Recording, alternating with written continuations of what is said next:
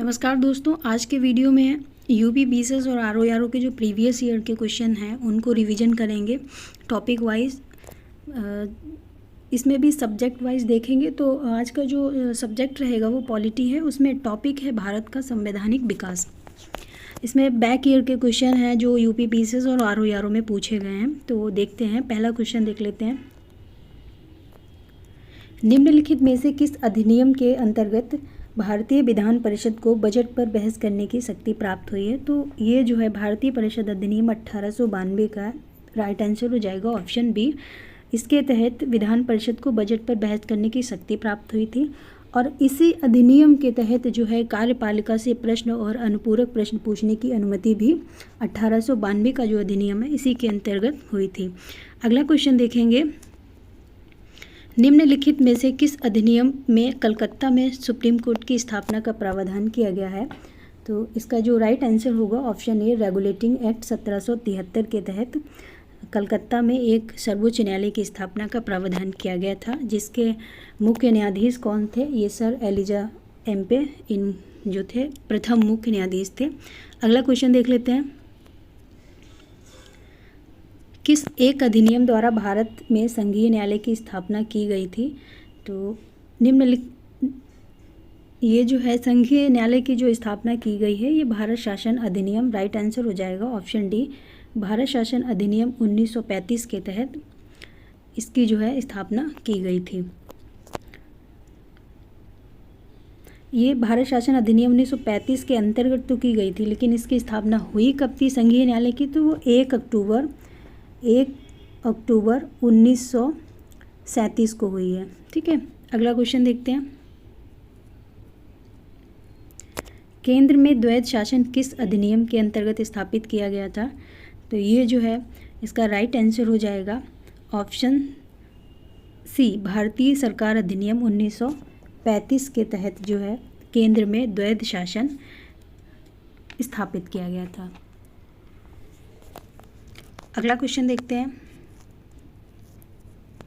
1935 अधिनियम द्वारा स्थापित संघ में अवशेष शक्तियां किसको दी गई हैं?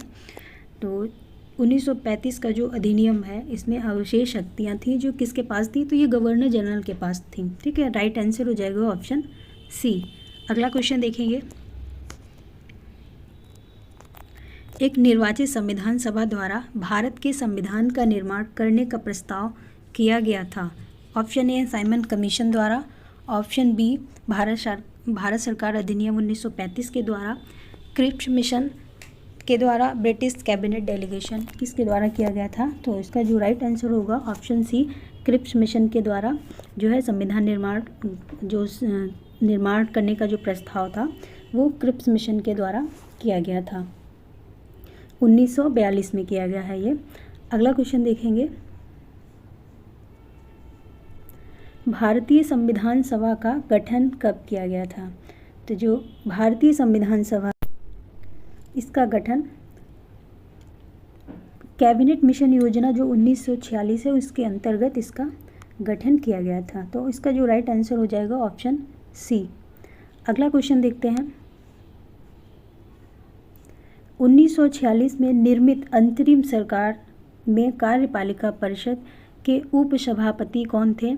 तो जो अंतरिम सरकार थी इसमें जो कार्यपालिका परिषद के जो उपसभापति थे वो जवाहरलाल नेहरू को बनाया गया था। ऑप्शन ए इसका जो है राइट आंसर हो जाएगा, जवाहरलाल नेहरू को बनाया गया था। और ये जो अंतरिम सरकार थी इसका गठन कब हुआ था? तो ये 2 सितंबर 1946 को इसका गठन हुआ था। अगला क्वेश्चन देख लेते हैं। निम्नलिखित में से अगस्त 1946 में गठित प्रथम अंतरिम राष्ट्रीय सरकार का सदस्य नहीं थे? तो इसमें देखेंगे जो अंतरिम सरकार थी उसका जो गठन हुआ था उसमें कौन से जो व्यक्ति हैं जो सदस्य नहीं थे? तो इसके जो सदस्य हैं डॉक्टर एस राधाकृष्णन थे, ये इस सभा के सदस्य नहीं थे। जो कैबिनेट मिशन योजना थी उसी के आधार पर 24 अगस्त को इसका जो गठन हुआ था 24 अगस्त को हुआ है। 24 अगस्त 1946 को इसका गठन किया गया था। जो नवनिर्वाचित जो संविधान सभा थी ये 2 सितंबर 1946 को भारत की जो अंतरिम सरकार का गठन इसी के तहत किया गया है। और इसके जो सदस्य थे, जो राजगोपालाचारी हैं, सी राजगोपालाचारी, इनको शिक्षा मंत्री बनाया गया था। डॉक्टर राजेंद्र प्रसाद थे, ये जो थे खाद्य और कृषि मंत्री थे। जगजीवन राम, इनको श्रम मंत्री बनाया गया था। और जो ये डॉक्टर एस राधाकृष्णन थे, इस राष्ट्रीय जो अंतरिम राष्ट्रीय सरकार के सदस्य ये नहीं थे। अगला क्वेश्चन देखेंगे। बेबल योजना के अनुसार कार्यकारी परिषद में हिंदू और मुस्लिम सदस्यों की संख्या समान होती थी। बेबल का विचार था कि ऐसी व्यवस्था से भारत का बंटवारा बच जाता। तो इसका जो राइट आंसर होगा, कथन तो देखेंगे, ये सही है कि बेबल की जो योजना थी उनके अनुसार कार्यकारी परिषद में हिंदू और मुस्लिम सदस्यों की संख्या समान थी। कथन सही है। कारण की बात कर लेते हैं। तो बेबल का विचार था कि ऐसी व्यवस्था से भारत का बंटवारा बच जाता, तो ऐसा नहीं था। ये जो है ये गलत हो जाएगा। तो ऑप्शन सी इसका राइट आंसर हो जाएगा। नेक्स्ट क्वेश्चन देखते हैं। भारत के लिए संविधान की रचना हेतु संविधान सभा का विचार निम्नलिखित में से सर्वप्रथम किसने किया था? तो इसका जो राइट आंसर हो जाएगा, ये सर्वप्रथम किसने किया था? ये स्वराज पार्टी में 1934 में किया गया था। तो इसका जो राइट आंसर हो जाएगा ऑप्शन ए। और स्वराज पार्टी जो है ये 1934 में गठित हुई थी, जिसमें जो था आत्मनिर्णय के अधिकार की मांग की थी और एक प्रस्तावित पारित किया था, जिसमें कहा गया था कि जो वयस्क मताधिकार के आधार पर जो निर्वाचित भारतीय प्रतिनिधि हैं उनकी जो है एक संविधान सभा होगी और वो संविधान सभा संविधान सभा का निर्माण करेगी। ठीक है। और जो भारतीय थे उन्हीं की ओर से संविधान सभा की मांग की गई थी। और ये प्रथम अवसर था जब स्वराज पार्टी का जो 1934 में गठन हुआ था। तो ये प्रथम अवसर था जो संविधान सभा की मांग को उठाने का। अगला क्वेश्चन देखते हैं।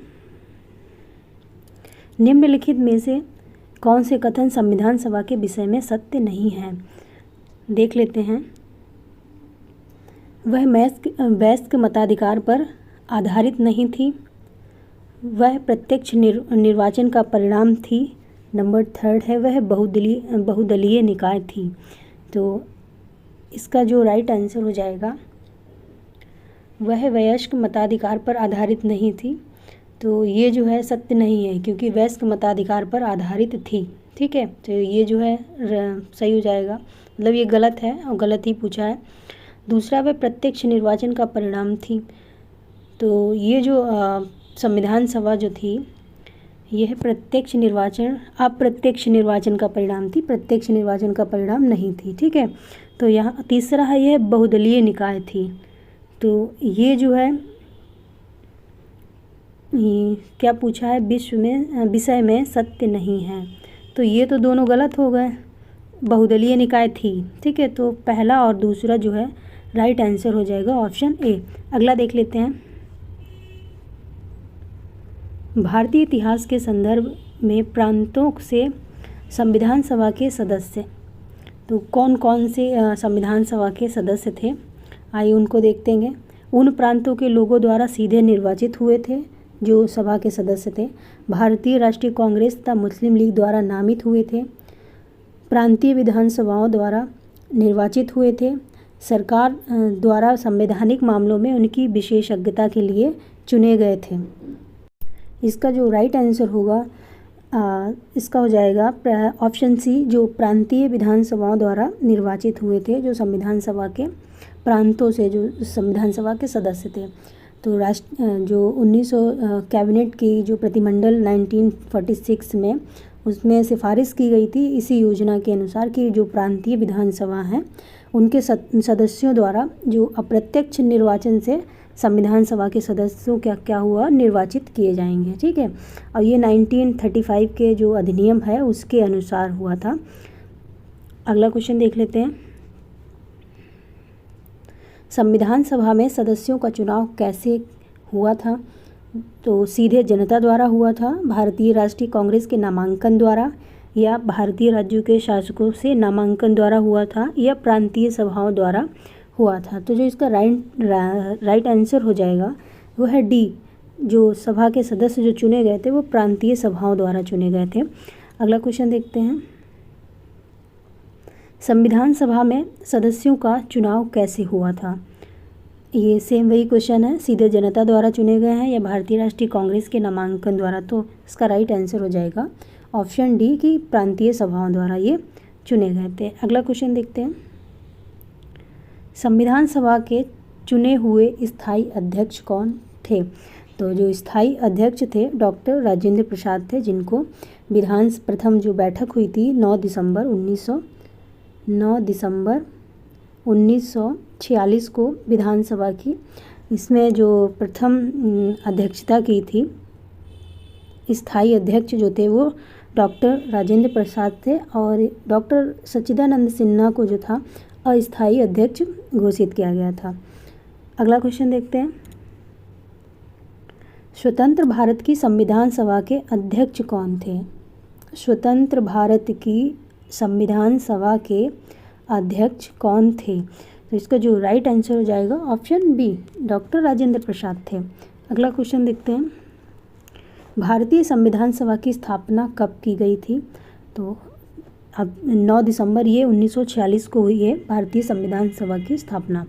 अगला क्वेश्चन देखते हैं, भारत की संविधान सभा का प्रथम अधिवेशन कब शुरू हुआ था? ये तो सभा का गठन हो गया था और प्रथम अधिवेशन जो शुरू हुआ था 9 दिसंबर 1946 को ही प्रथम अधिवेशन भी शुरू हुआ था। अगला क्वेश्चन देखते हैं, संविधान सभा की प्रथम बैठक की अध्यक्षता किसने की थी? इसका जो राइट आंसर हो जाएगा, प्रथम बैठक की जो अध्यक्षता की है वो डॉक्टर सच्चिदानंद सिन्हा ने की है। नेक्स्ट क्वेश्चन है, भारत को एक संविधान देने का प्रस्ताव संविधान सभा द्वारा पारित किया गया था। इसका जो राइट आंसर होगा ऑप्शन बी हो जाएगा, फरवरी में नहीं, इसको जनवरी में किया गया है। ऑप्शन बी राइट आंसर हो जाएगा इसका। 22 जनवरी 1947 को जो है संविधान सभा द्वारा ये प्रस्ताव पारित किया गया है, जिस प्रस्ताव में जो है संविधान सभा ने 13 दिसंबर से 19 दिसंबर 1946 तक इस पर विचार विमर्श किया था। कुल लगभग 7 दिन लगे थे जिसमें इनको विचार विमर्श करने में। अगला क्वेश्चन देखते हैं, संविधान सभा के सम्मुख संविधान की प्रस्तावना का प्रस्ताव किसने रखा था? तो जो प्रस्तावना का जो प्रस्ताव रखा गया था वो जवाहरलाल नेहरू के द्वारा ही रखा गया था। ये संविधान सभा की जो कार्यवाही शुरू हुई थी वो 13 दिसंबर 1946 को शुरू हुई है, जिसमें जवाहरलाल नेहरू ने अपना जो है उद्देश्य प्रस्ताव से प्रारंभ हुई थी, उद्देश्य प्रस्ताव से, तो जिसे 22 जनवरी 1947 को पारित किया गया था। 22 जनवरी 1947 को पारित किया गया था। आगे चल करके यही जो है उद्देश्य प्रस्तावना का प्रारूप बना था। ठीक है, अगला क्वेश्चन देखते हैं, निम्नलिखित में से किस एक को नागरिकों के मौलिक अधिकारों का रक्षक तथा भारत के संविधान का अभिभावक माना जाता है? तो ये जो इसका जो राइट आंसर होगा सुप्रीम कोर्ट हो जाएगा। ऑप्शन सी इसका राइट आंसर होगा, उच्चतम न्यायालय। अगला क्वेश्चन देखते हैं, संविधान सभा में उद्देश्य प्रस्ताव निम्न में से किस एक के द्वारा प्रस्तुत किया गया था? तो उद्देश्य प्रस्ताव जो है पंडित जवाहरलाल नेहरू के द्वारा प्रस्तुत किया गया था। राइट आंसर हो जाएगा ऑप्शन बी। अगला क्वेश्चन देख लेते हैं, भारतीय संविधान के निर्माण से संबंधित निम्नलिखित कथनों में से कौन से सही हैं? पहला है, पंडित नेहरू के उद्देश्य प्रस्ताव का जो संविधान सभा द्वारा स्वीकार किया गया था संविधान के निर्माण पर असर था। उद्देशिका बहुत महत्वपूर्ण उद्देश्यों की पूर्ति करती है। तीसरा है, संविधान को भारत के लोगों ने आदेशित किया है। ऑप्शन 4 है, राज्य के मुखिया को लोग प्रत्यक्ष रूप से निर्वाचित करते हैं। इसमें सही कौन कौन से हैं उनका आंसर देना है। तो जो इसका राइट आंसर हो जाएगा, हम देखते हैं, पंडित नेहरू के उद्देश्य प्रस्ताव का जो संविधान सभा द्वारा स्वीकार किया गया था ये संविधान के निर्माण पर असर था। इसका ये जो है राइट हो जाएगा। उद्देशिका बहुत महत्वपूर्ण उद्देश्यों की पूर्ति करती है, ये भी सही है। और संविधान को भारत के लोगों ने आदेशित किया था, ये भी सही है। राज्य के मुखिया को लोग प्रत्यक्ष रूप से निर्वाचित करते हैं, तो ये गलत हो जाएगा। इसको 1, 2, 3 जो है ये सही है, तो इसका राइट आंसर हो जाएगा ऑप्शन ए। अगला क्वेश्चन देख लेते हैं। जो ये राज्य का मुखिया जो होता है प्रत्यक्ष रूप से चुना जाता है, ना कि प्रत्यक्ष रूप से। ठीक है, अगला देखते हैं। भारतीय संविधान को बनाने हेतु भारतीय संविधान सभा के कुल कितने अधिवेशन हुए थे? तो इसका जो राइट आंसर हो जाएगा 12 अधिवेशन हुए थे, जिसमें भारतीय संविधान के भारतीय संविधान तो उसको बनाने हेतु इसमें 12 अधिवेशन किए गए थे। ओके,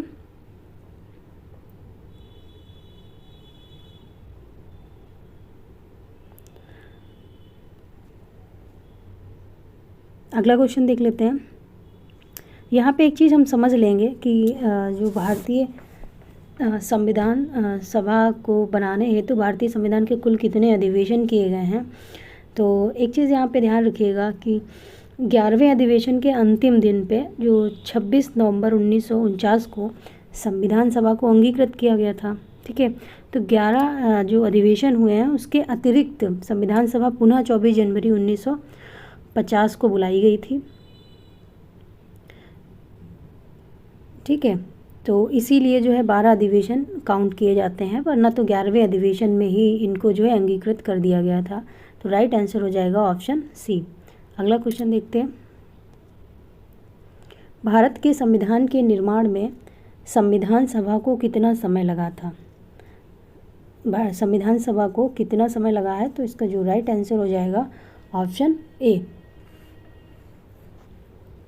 2 वर्ष 11 माह 18 दिन लगे थे संविधान सभा को संविधान का निर्माण करने में।